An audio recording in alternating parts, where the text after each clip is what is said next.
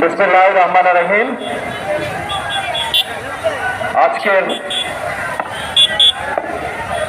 এই অনুষ্ঠানে উপস্থিত এলাকাবাসী, উপস্থিত মুরব্বীবর্গ, উপস্থিত মা বোনেরা, আমার প্রিয় নেতা কর্মী সহকর্মীবৃন্দ, আসসালামু আলাইকুম।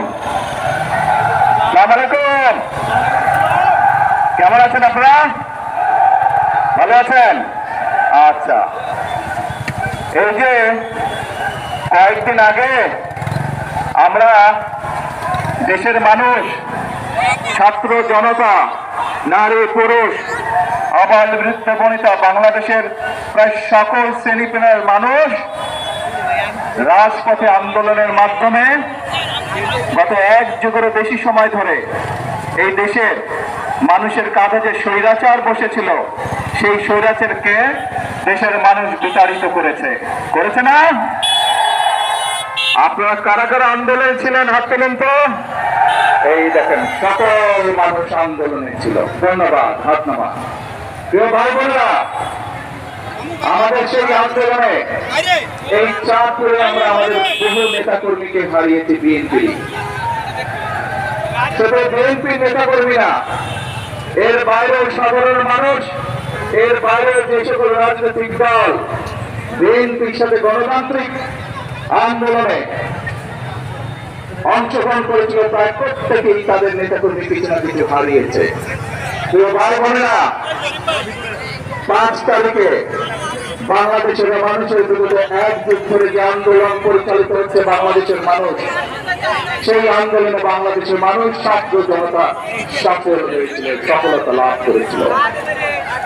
এখন প্রিয় ভাই বোনেরা, আমাদের একটি লক্ষ্য থাকতে হবে, আমাদের একটি উদ্দেশ্যে থাকতে হবে।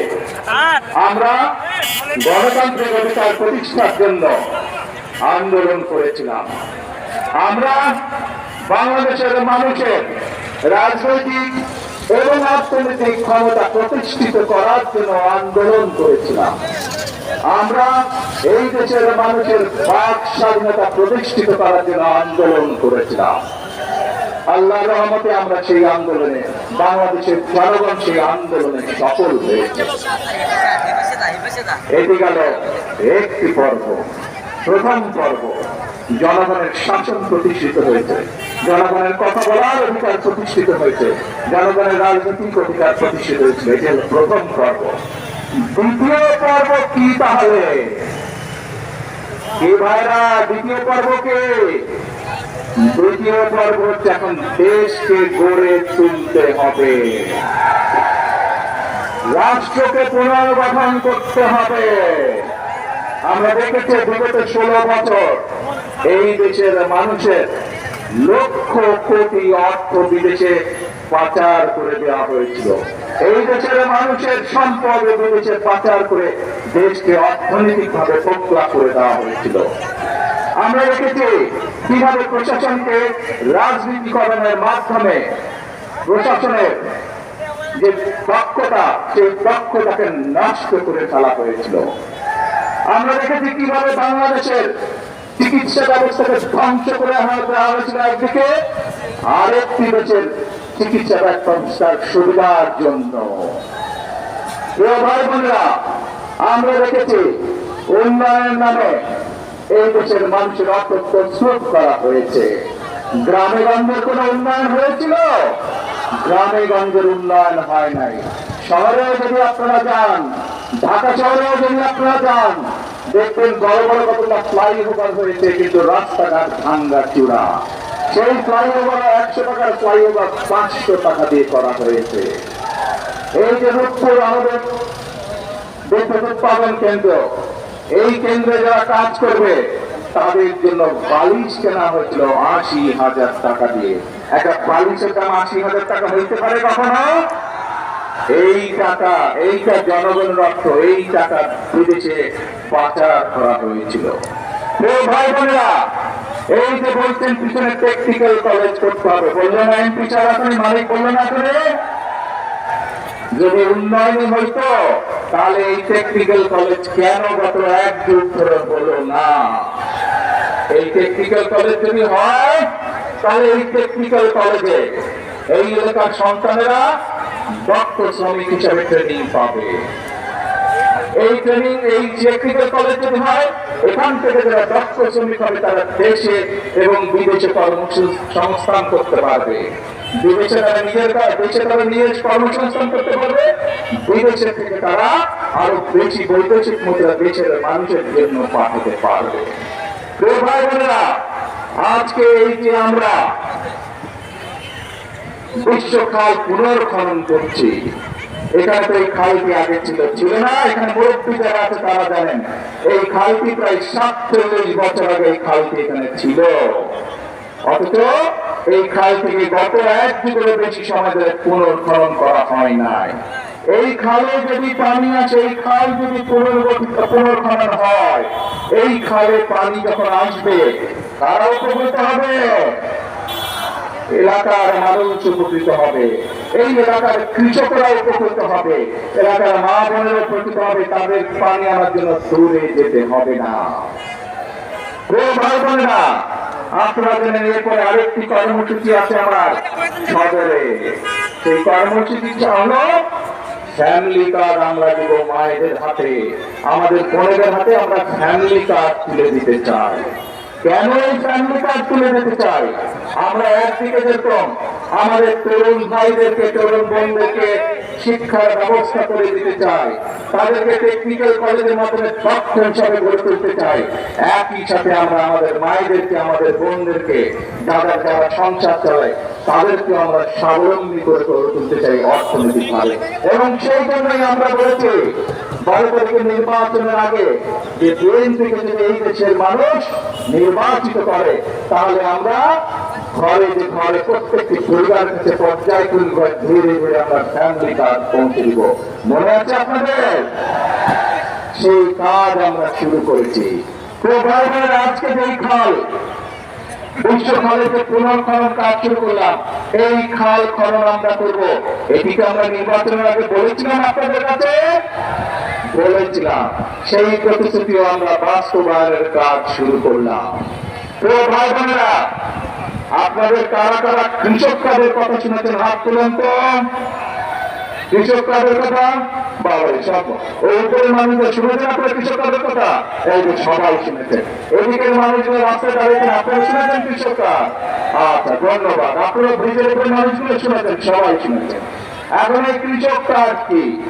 আমরা যখন মায়ের হাতে ফ্যামিলি কার্ড পৌঁছে দিব, আমরা যেমন এই যে এখানে টেকনিক্যাল কলেজ করার মাধ্যমে আমাদের তরুণ ভাই বোনদেরকে দক্ষ মানুষ হিসাবে গড়ে তুলতে চাই, ঠিক একইভাবে কৃষক কার্ডের মাধ্যমে মা বোনদেরকে ফ্যামিলি কার্ডের মাধ্যমে যেরকম আমরা স্বাবলম্বী করে গড়ে তুলতে চাই, একইভাবে কৃষক ভাইদেরকে আমরা স্বাবলম্বী করে তুলতে চাই। কৃষক কার্ডের মাধ্যমে প্রতি বছর আমরা কৃষক ভাইদের কাছে 2,500 টাকা পৌঁছে দেবো, যাতে করে তারা তাদের বীজ, সার, কীটনাশক এই জিনিসগুলো যাতে কিনতে পারে, কিনতে যাবে তাদের কষ্ট কম হয়।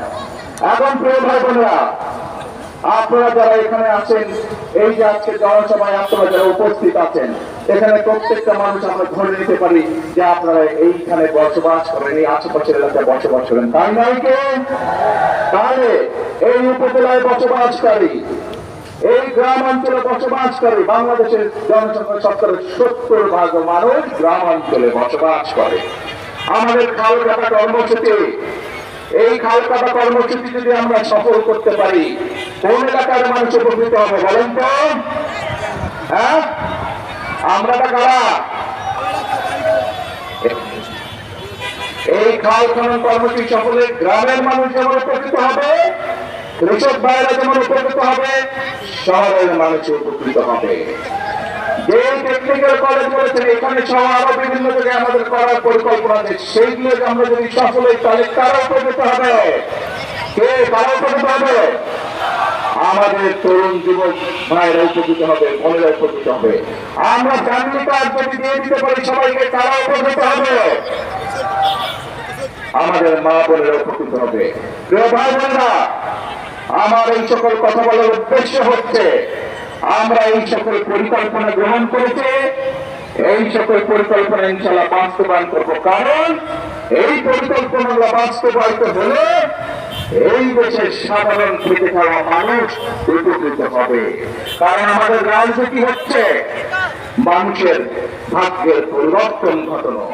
আমাদের রাজনীতি হচ্ছে আমরা দেশের মানুষকে যে প্রতিশ্রুতি দিই সেই প্রতিশ্রুতি পালন করা। আগেও বলেছি আমি, বাংলাদেশের মানুষ আন্দোলন করেছে তাদের অধিকার প্রতিষ্ঠিত করা। এটি গেল প্রথম পর্ব। দ্বিতীয় পর্ব হচ্ছে এখন রাষ্ট্র গঠন বা দেশ গঠন করতে হবে। দেশ গঠন যদি আমরা করতে না পারি তাহলে বিশ্ব থেকে আমরা পিছিয়ে থাকবো। দেশকে যদি আমরা পুনর্গঠন করতে না পারি এই দেশের মানুষ কষ্ট পাবে, এবং সে কারণেই আমরা এই দেশের মানুষের ভাগ্যের পরিবর্তন হচ্ছে আমাদের রাজনীতি। খালে পানি নিয়ে আসা হচ্ছে আমাদের রাজনীতি। কৃষক ভাইদের জমিতে ফসল যাতে বেশি হয় সেইটি হচ্ছে আমাদের রাজনীতি। আমরা মায়েদের কাছে ফ্যামিলি কার্ড পৌঁছে দেব, এইটি হচ্ছে আমাদের রাজনীতি। আমরা আমাদের বেকার ভাইদেরকে, বেকার বোনদেরকে দক্ষ হিসাবে গড়ে তুলব, এটি হচ্ছে আমাদের রাজনীতি। এটি হচ্ছে বিএনপির রাজনীতি। প্রিয় ভাই বোনেরা, এই রাজনীতি কি আপনাদের পছন্দ হয়েছে? কাদের পছন্দ হয়েছে এই রাজনীতি? যে রাজনীতির কথা বললাম, এই রাজনীতি যদি হয় তাহলে কি মানুষের ভাগ্যের পরিবর্তন ঘটতে পারে? যদি আপনারা সেটি বিশ্বাস করেন প্রিয় ভাই বোনেরা, তাহলে আপনাদেরকে সচেতন থাকতে হবে। কিসে সচেতন থাকতে হবে? মনে আছে এই স্বৈরাচারকে এই দেশ থেকে 5 তারিখে দেশের মানুষ বিতাড়িত করেছিল। সেই স্বৈরাচার একবার বলেছিল বিএনপিকে 1 মিনিটের জন্য শান্তিতে থাকতে দিব না। মনে আছে?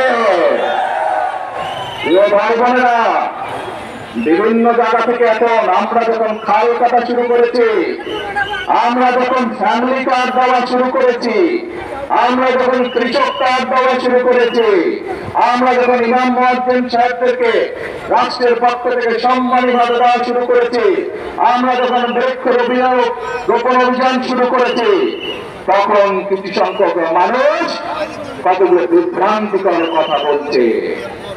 শুনেছেন আপনারা সেগুলো? এখন যে কাজগুলোর কথা আপনাদের সামনে বললাম, এইগুলো যদি থেমে যায় তার ক্ষতি হবে? ওই যারা বিভ্রান্তি করে তাদের ক্ষতি হবে নাকি আপনাদের ক্ষতি হবে? সাধারণ খেটে খাওয়া মানুষের ক্ষতি হবে। প্রিয় ভাই বোনেরা, আমাদের সকলকে সজাগ থাকতে হবে যাতে